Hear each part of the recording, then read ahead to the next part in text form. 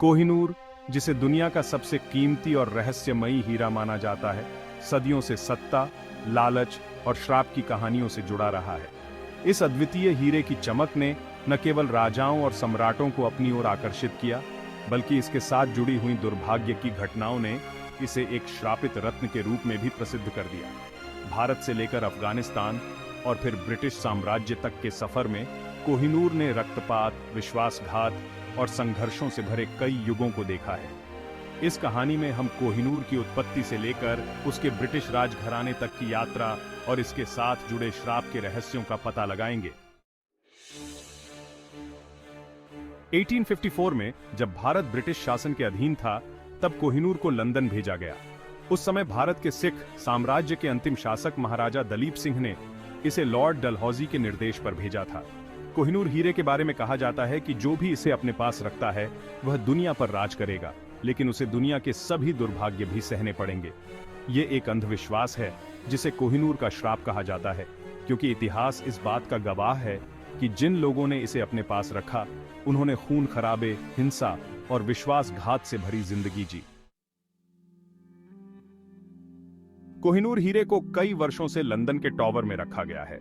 एक अंग्रेजी सिविल सेवक थियो मेटकाफ ने अपनी रिपोर्ट में लिखा था कि परंपरा के अनुसार यह हीरा भगवान कृष्ण के समय में निकाला गया था, लेकिन इतिहासकारों का मानना है कि यह 18वीं सदी में गोलकुंडा की कोल्लूर खानों से पाया गया था।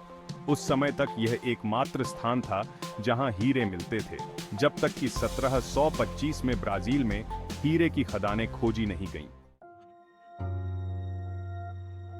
हम ये ठीक नहीं जानते कि कोहिनूर कब पाया गया था, लेकिन इतिहासकार अनुमान लगाते हैं कि इसे 1100 से 1300 के बीच खोजा गया होगा। 1306 में एक हिंदू ग्रंथ में इसका पहला उल्लेख मिलता है, लेकिन उस ग्रंथ का नाम अब तक अज्ञात है।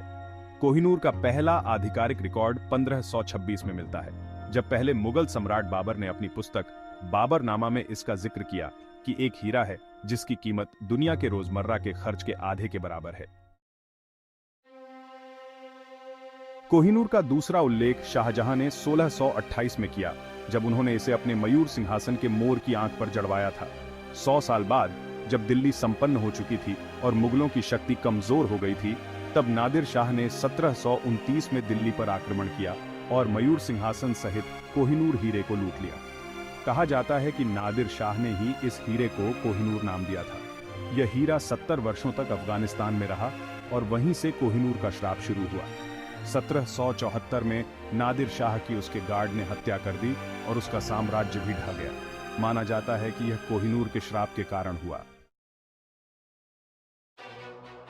इसके बाद अहमद शाह दुर्रानी अफगानिस्तान का शासक बना और कोहिनूर उसके पास आ गया। दुर्रानी साम्राज्य में भी बहुत अशांति रही, जिसे भी कोहिनूर के श्राप से जोड़कर देखा गया। फिर शुजा शाह दुर्रानी ने कोहिनूर को लेकर लाहौर में महाराजा रणजीत सिंह के पास शरण ली। रणजीत सिंह ने शुजा की जान बचाने के बदले में कोहिनूर की मांग की और इस तरह 1819 में यह हीरा सिख साम्राज्य के हाथों में चला गया। रणजीत सिंह ने इसे अपनी बाजू पर पहन लिया। 1839 में रणजीत सिंह की मृत्यु के बाद ब्रिटिश ईस्ट इंडिया कंपनी ने कोहिनूर को पाने की योजना बनाई। 10 साल बाद सिख साम्राज्य को हराने के बाद कंपनी ने महाराजा दलीप सिंह से एक संधि की, जिसमें कहा गया कि अब कोहिनूर ब्रिटिश साम्राज्य का है। दलीप सिंह को 1854 में 15 वर्ष की आयु में लंदन भेज दिया गया।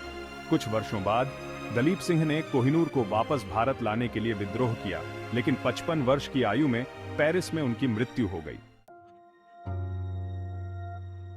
1851 में हाइड पार्क में कोहिनूर का एक प्रदर्शनी आयोजित की गई, लेकिन लोग इसे देखकर निराश हो गए क्योंकि यह साधारण पत्थर की तरह दिखता था।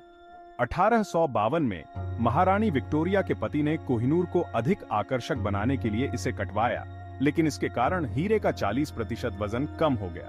कोहिनूर के श्राप से डरकर ब्रिटिशों ने निर्णय लिया कि इसे कभी किसी पुरुष के पास नहीं रखा जाएगा और इसका मालिक हमेशा कोई महिला होगी।